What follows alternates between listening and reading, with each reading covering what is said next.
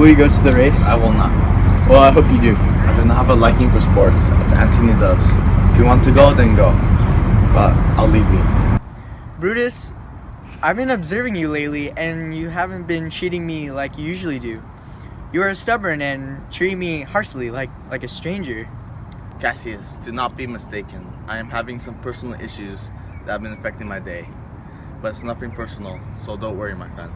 Then, Brutus, I have much mistook your passion, by means whereof this breast of mine hath buried thoughts of great value, worthy cogitations. Tell me, good Brutus, can you see your face? No, Cassius, I cannot see the good in myself, but only the bad. It is true, but it is shameful that you can't see how worthy you are. I have heard that the most respected people of Rome speak of you, Brutus, and the people who are suffering under Caesar's tyranny want you to see how great he is. What dangers are you leading me into, saying to find the good in myself when there's not? Brutus, you will be lucky to hear that I will be your mirror in which you can see the good in yourself. Don't be suspicious about me. If I was a bad friend and would gossip about you, then I'd be a bad friend. However, I'm not. I cannot, Cassius, for I love him like a brother.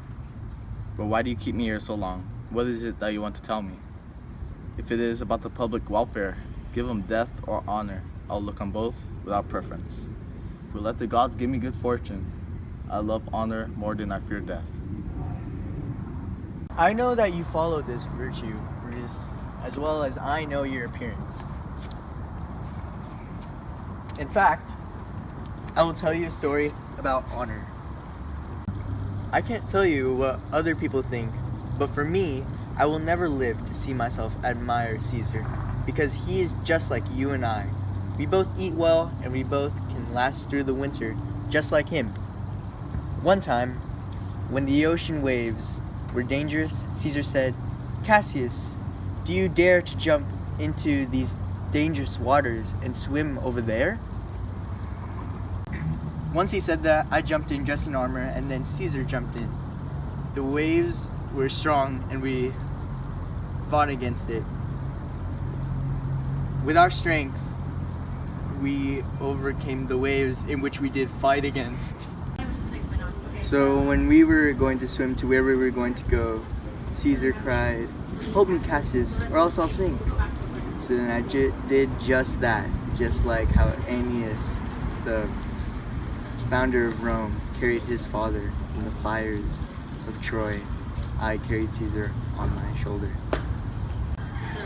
And now Caesar is a god, and I am a wretched creature who must bow down if Caesar carelessly nods my way.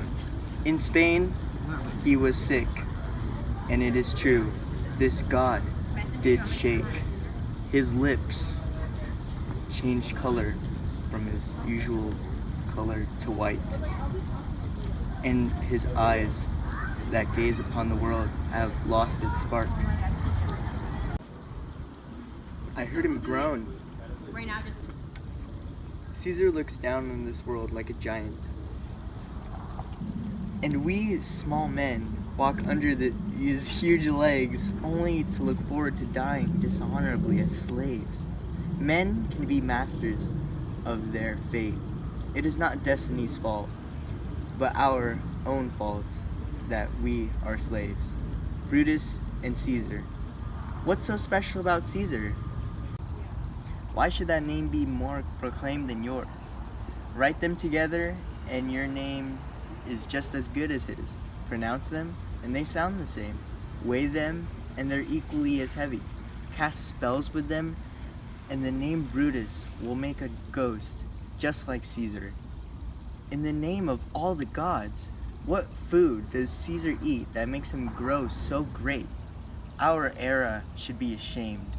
Rome has lost the ability to raise noble men. When was there an age since the beginning of time that didn't include more than one famous man? Until now, no one can say that the only man mattered in Rome. There is only room for one man in Rome. You and I have heard our fathers talk about your ancestor, Brutus, who would have let the devil ruled the Roman Republic before he will let a king rule. As they pass by, grab Casca by the sleeve, and he'll tell us what happened today in his own sour fashion.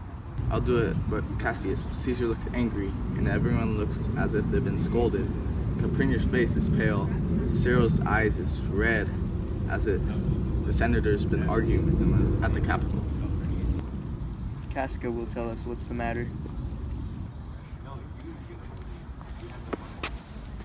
You wanted to speak with me? Yes, Casca. Tell me what happened that put Caesar in such a serious mood. Why? Weren't you with him today? If I were, I wouldn't ask you what happened. Okay, well, there was a crown that was offered to him, but he pushed it away with the back of his hand. And when he did so, the people shouted and fell at his feet. What was the second shout for? For the same thing that caused the first. And the third? For the same thing. The crown was offered to him 3 times? Yes, and he denied it 3 times, each time humbler and gentler than the last. And every time he did it, my neighbors shouted. Who offered him the crown? Well, it was Antony. Tell us what happened, noble Casca. It's hard to explain. The whole thing was such a joke that I hardly paid any attention. I saw Mark Antony offer him a crown. Well, it wasn't even really a crown, to be honest. It was something small, more of like a coronet. As I told you before, he refused it once, but it seemed to me that he wanted it. Antony offered it to him again, and again Caesar refused, although reluctantly. And then Antony offered it to him a 3rd time, and for a 3rd time Caesar refused. As he refused, the crowd of commoners broke out into a fit of clapping and shouting. They made such a big deal of Caesar refusing to take the crown that he fainted and fell down. As for myself, I didn't laugh out of fear of opening my mouth and breathing in the stinking air. Whoa, hold on. Did you say that Caesar fainted? Well, he fell down in the marketplace, opened up the mouth, and was speechless, so yeah. That's very likely he has epilepsy, a disease where you fall down. No, Caesar does not have epilepsy. You, Casca, and I have epilepsy, for we have all fallen. I don't know what you mean by that, but I'm sure that Caesar fell down. The people shouted and applauded him according to whether he displeased or pleased them. They were just like actors in a theater. If they didn't, then I'm a liar. What did he say when he woke up? Well, before he fell down, when he realized the people were happy that he refused the crown, he opened his robe and offered him his throat to cut. Had I been a common man of an ordinary occupation and not taken him up on this offer, I might as well have gone to hell. And so he fainted. When he became conscious again, he said that if he had done or said anything that was wrong, to blame it on his sickness. A few women near me cried, "Alas, good soul," and forgave them with all their hearts. But never mind them. If Caesar had stabbed their mothers, they still would have forgiven him. And he came back looking so serious. Yes.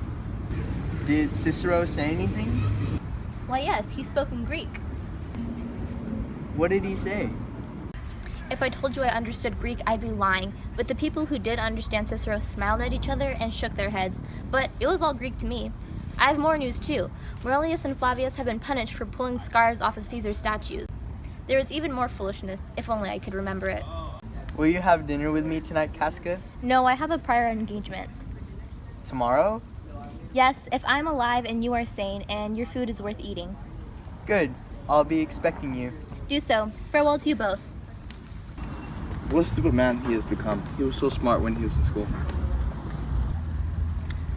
He's still sharp when it comes to carrying out a bold or noble enterprise.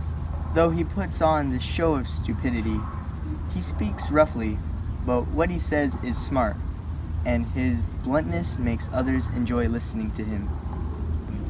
You're right, that's how it is. I'll leave you for now.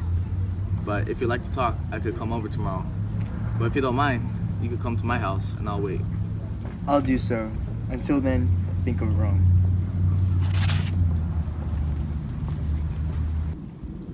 Well, Brutus, you're noble. However, I see that your honorable character can be bent from its usual state, which proves that good men should only hang out with good men. Because who is so firm that he can't be seduced? Caesar resents me because he loves Brutus. If I were Brutus and Brutus were me, I would not let him influence me. Tonight, I will write many letters in different handwritings. as if they came from different citizens. All of them show how much respect the Romans have for Brutus and Caesar's unseemly ambition. And after this, let Caesar brace himself, for we'll either dethrone him or suffer even worse than now.